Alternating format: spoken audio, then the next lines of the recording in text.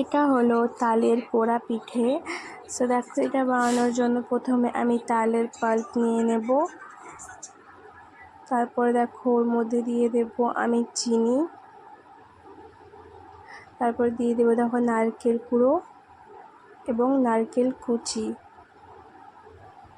দিয়ে সেগুলোকে ভালোভাবে দেখো আমি মিক্স করে নেব। আর তারপর ওর মধ্যে দিয়ে দেব আমি কাজু বাদাম, সেটাকেও ভালোভাবে মিশিয়ে নেব।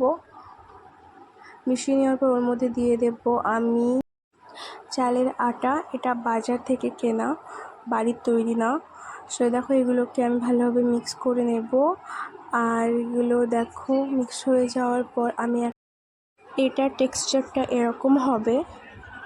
আর দেখো আমি একটা কড়াইয়ের মধ্যে দেখো কলার পাতা নিয়ে নিয়েছি। আমি 3-4টে লেয়ার দিয়ে দেবো কলার পাতার। অ্যান্ড তারপরে ওর উপরে আমি ওই ব্যাটারটা দিয়ে দেব। দিয়ে দেখো ব্যাটারের ওপরে আমি আবার 3-4টে মতো কলার পাতা দিয়ে দেব। দিয়ে সেগুলোকে আমি গ্যাসের মধ্যে দিয়ে দেব 40 মিনিট। আর 40 মিনিট হয়ে যাওয়ার পর আমি দেখো ওটাকে উল্টিয়ে আমি আবার 40 মিনিট সেটাকে আমি গ্যাসের মধ্যে চাপিয়ে দেব। এখন গ্যাসটাকে বন্ধ করে আমি 20 মিনিটের মতো রেখে দিয়েছিলাম। অ্যান্ড তারপরে দেখো আমি কলার পাতাগুলো এভাবে সরিয়ে দিচ্ছি।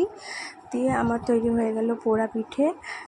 তোমাদের ভালো লাগলে লাইক, শেয়ার অ্যান্ড সাবস্ক্রাইব করতে ভুলো না। অ্যান্ড ফেসবুক পেজটাকে ফলো করে